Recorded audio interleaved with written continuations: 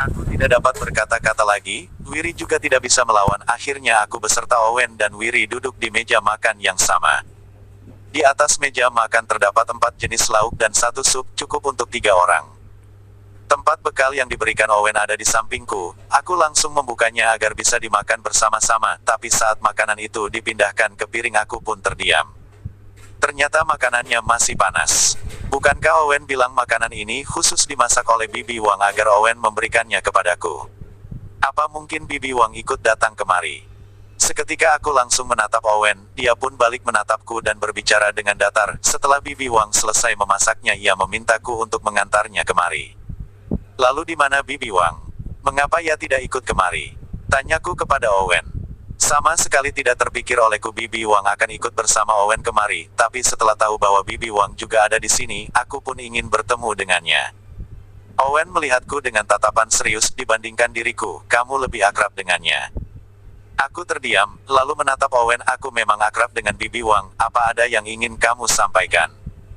Tidak ada, kata Owen tersenyum melihatku. Kalau kamu sangat merindukan Bibi Wang, pergilah menemuinya, beliau juga merindukanmu. Aku menutup mulut dan tidak bicara lagi. Dalam hati aku berkata, apakah Owen sedang memanfaatkan keluarganya untuk mendapatkan simpatiku? Lalu aku mulai makan dan kebiasaanku saat makan pun muncul. Aku melihat ke arah Wiri. Daging suwir dan ayam kung pao ini semuanya buatanku, kamu makan yang banyak.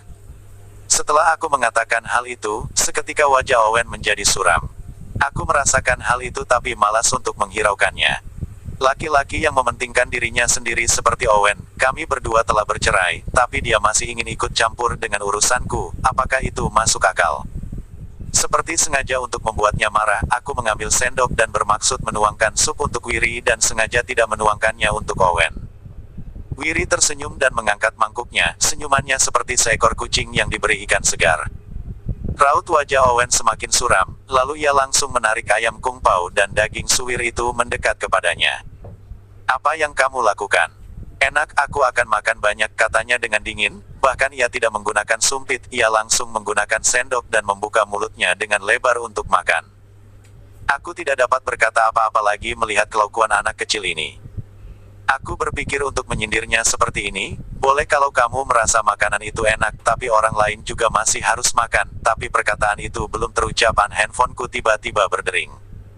Ini adalah bunyi notifikasi khusus yang aku pasang bila ibuku menelepon. Sekali mendengarnya aku langsung mengetahuinya. Lalu aku langsung buru-buru mengangkatnya, dan beranjak ke balkon. Karena Owen masih ada di sini, aku tidak ingin ia mendengar pembicaraanku dengan ibu.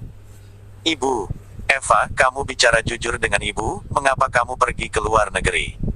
Baru aku berkata, ibuku langsung buru-buru bertanya. Dari suaranya terdengar ia sedikit terisak, hatiku terdiam, seperti membayangkan wajah ibuku yang khawatir. Mengapa tiba-tiba ibuku menanyakan hal ini kepadaku? Apakah dia mengetahui sesuatu?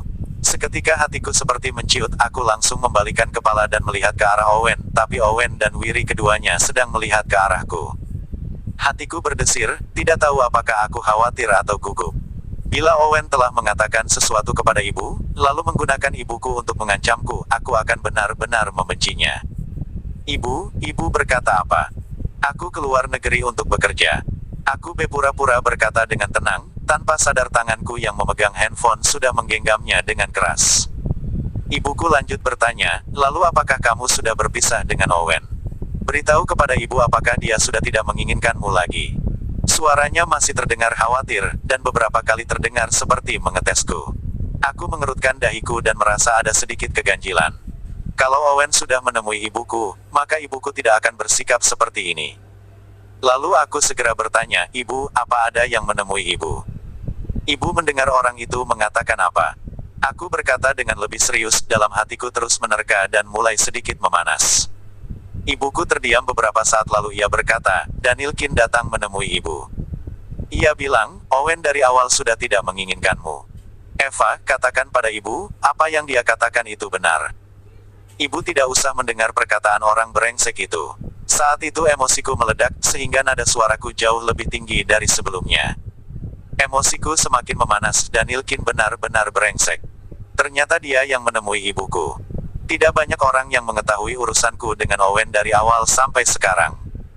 Wiri selalu bersamaku, dia tidak mungkin pergi menemui ibuku. Kari juga tidak mungkin memberitahu ibuku tentang perceraianku dengan Owen.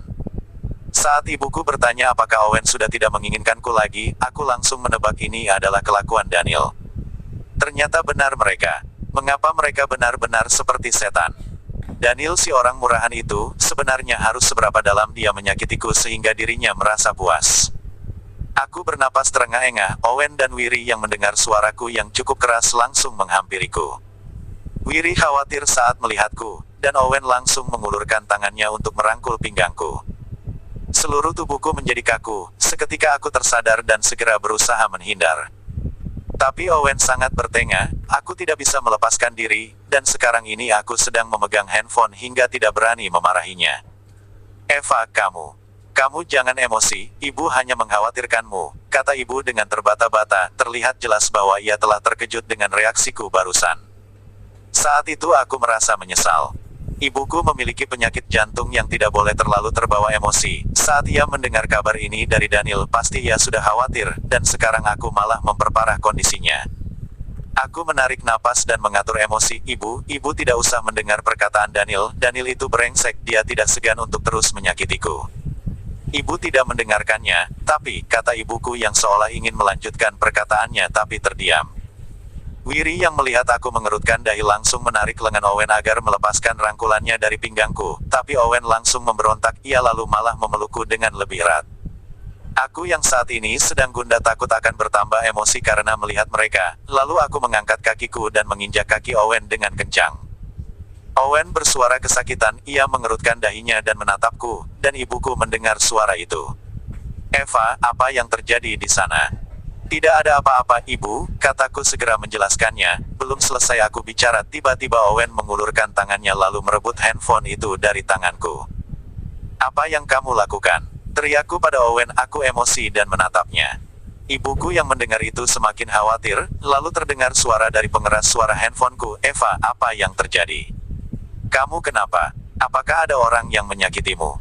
Suara ibuku terdengar sedikit menangis, ia juga tidak dapat menahan tubuhnya yang gemetar. Aku sangat panik dan khawatir, aku merasa air mataku sudah hampir tidak terbendung di ujung mata. Aku menatap Owen, ia memegang erat handphoneku dan tidak mau melepaskannya. Mengapa? Mengapa harus memaksaku? Aku sangat mengkhawatirkan ibuku, tapi mengapa mereka harus melibatkan ibuku ke dalam situasi ini? Mengapa harus membuat ibuku khawatir?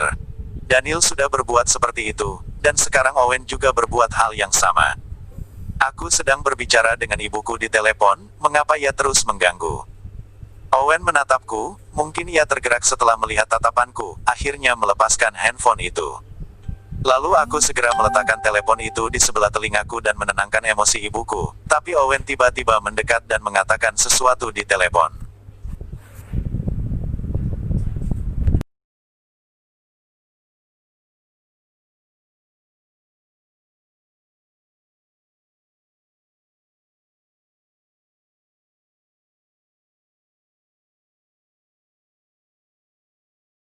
Ibu, aku ada di sini bersama Eva, ibu tidak perlu khawatir. Suara rendah memikatnya dengan datar berkata seperti itu, seluruh tubuhku gemetar, aku tidak percaya dan membuka mata dengan elbir. Apa yang sedang Owen perbuat? Ternyata dia mengatakan ibu, di telepon. Siapa? Siapa kamu? Mengapa kamu bersama dengan Eva? Tanya ibuku yang awalnya sempat terdiam beberapa saat. Saat Owen belum bicara, ibuku sudah bertanya lagi, kamu adalah Direktur Owen. Ibu, aku adalah Owen. Mengapa ibu masih memanggil aku Direktur Owen? Aku adalah menantumu, kata Owen dengan tertawa kecil. Satu tangannya masih merangkul pinggangku, kepalanya mendekat dan menempel dengan wajahku sekarang. Owen, apakah kamu sedang bersama Eva? Semua yang dikatakan mereka kepadaku adalah kebohongan. Kalian berdua masih baik-baik saja kan? Kata ibuku yang terkejut dan senang. Di sela-sela perkataannya ia tidak menghiraukan apa-apa dan terus bertanya kepada Owen apakah masih bersama denganku. Mendengar suara ibuku yang tampak senang, perasaanku menjadi campur aduk. Apa ternyata ibuku sangat menanti-nanti saat aku bersama dengan Owen. Lalu belia ibuku nanti mengetahui kabar perceraianku dengannya dan tahu aku telah melahirkan 2 anak yang aku besarkan sendiri, bagaimana reaksinya? Owen menatapku, Tatapannya yang dalam menunjukkan ia menertawakanku, seolah ia puas setelah mendapat teman untuk berperang. Owen mengiyakan ibuku, benar, kami berdua masih bersama. Lalu ada satu hal lagi yang ingin ku sampaikan, ibu sekarang sudah menjadi nenek. Apa? Seketika nada suara ibuku meninggi, tapi terdengar seperti suara yang kegirangan dan tidak percaya. Aku sudah menjadi nenek. Benarkah? Aku sudah menjadi nenek. Hahaha, baik sekali. Ya, tentu saja benar, kata Owen. Seketika tubuhku terasa tidak bertenaga. Genggamanku yang erat pada handphone pun perlahan melemah.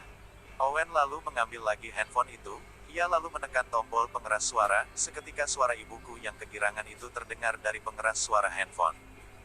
Eva, apakah kamu hamil? Kapan? Apakah kalian keluar negeri bersama-sama?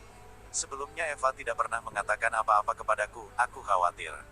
Ibuku bertanya terus-menerus, tapi kegembiraannya dapat terdengar dari suara itu.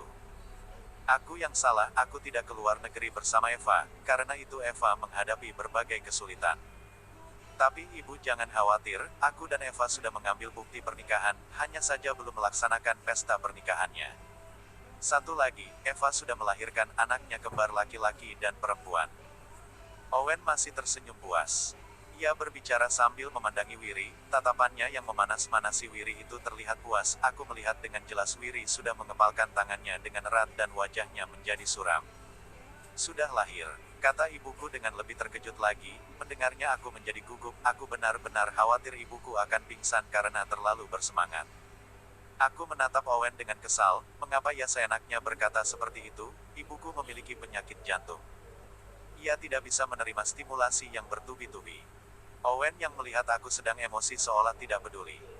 Ia senyum dan tangannya yang besar itu mengelus pipiku, aku sudah sangat marah dan ingin memukulnya, tapi sekarang masih tersambung dengan ibuku, maka aku tidak berani melakukan apa-apa. Ini juga adalah salahku, kalau orang lain mengetahui Eva telah melahirkan, dikhawatirkan akan menimbulkan masalah baru. Karena sekarang Eva juga sedang tidak berada di dalam negeri, jadi aku tidak bisa merawat mereka secara intens. Kata Owen berkata lagi, tatapan matanya seperti setan yang sedang mempengaruhi seseorang, bahkan aku dapat mendengar suaranya begitu serius. Orang lain. Aku bukan orang lain, kata ibuku dengan suara sedih, tapi ia tidak berlama-lama dengan masalah ini, dan lanjut bertanya, jadi.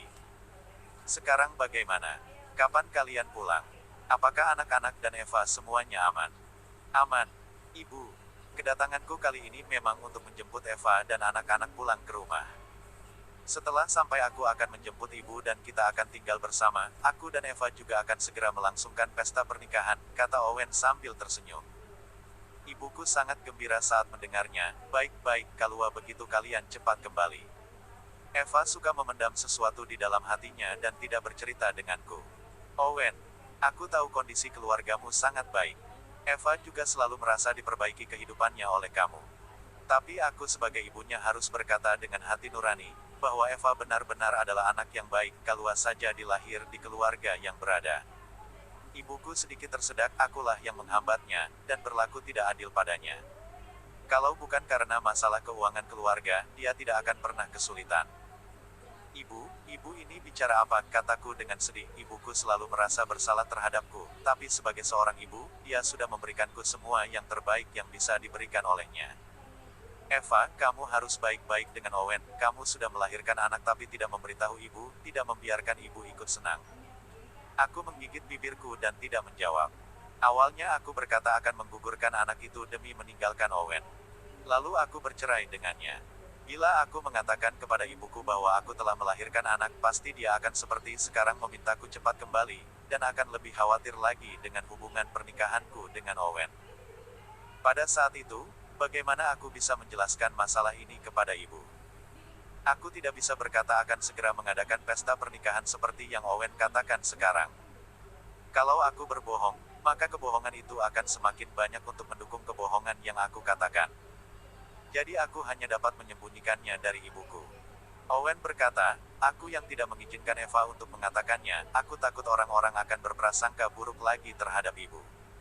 Bukankah Daniel telah mengunjungi ibu? Kalau saja dia tahu Eva telah hamil, mungkin saja dia akan melakukan suatu kejahatan lagi. Ibuku langsung emosi setelah Owen mengungkit nama Daniel. Daniel itu sangat jahat. Dia mengatakan bahwa kamu sudah tidak menginginkan Eva lagi, lalu mengatakan kalau Eva dipaksa untuk pergi ke luar negeri, lalu ia melewati semuanya dengan sangat kesulitan. Dia masih berkata apa lagi? Tanya Owen. Aku terdiam dan menatapnya. Terlihat dengan jelas Owen menggunakan kesempatan ini untuk mengelabui ibuku, dan ibuku sama sekali tidak merasakannya.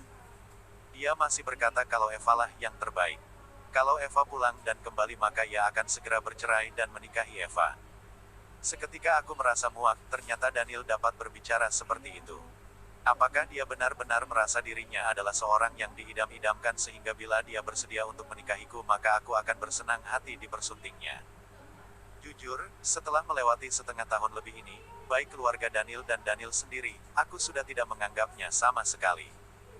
Meskipun Daniel adalah anak dari pengusaha kaya, tapi dalam melakukan suatu hal ia tidak pernah tekun. Bila bukan karena uang dari keluarganya, kemungkinan besar sekarang ia sudah menjadi preman jalanan. Saat Daniel mati-matian mengejar cintaku, aku dibuatnya berpikir lama baru yakin bahwa dia sungguh-sungguh. Tapi sekarang setelah dipikir-pikir kembali, dia benar-benar adalah sebuah sampah yang dibungkus oleh perhiasan. Owen melihatku sekilas lalu tersenyum kecil, ia sengaja berpura-pura terkejut. Oh, mengapa dia bisa seenaknya berkata bercerai begitu saja? Dia berkata istrinya telah berselingkuh dan melahirkan anak orang lain. Ia melakukan tes DNA. Saat proses perceraian ia hanya butuh bukti ini lalu ia akan bisa menceraikan istrinya tanpa memberinya warisan apa-apa, kata ibuku dengan emosi. Karena tidak tahan ia juga menambahkan, orang brengsek itu memang pantas menerimanya, sebelumnya ia telah berselingkuh, sekarang istrinya sendiri yang berselingkuh dan melahirkan anak dari orang lain, benar-benar karma.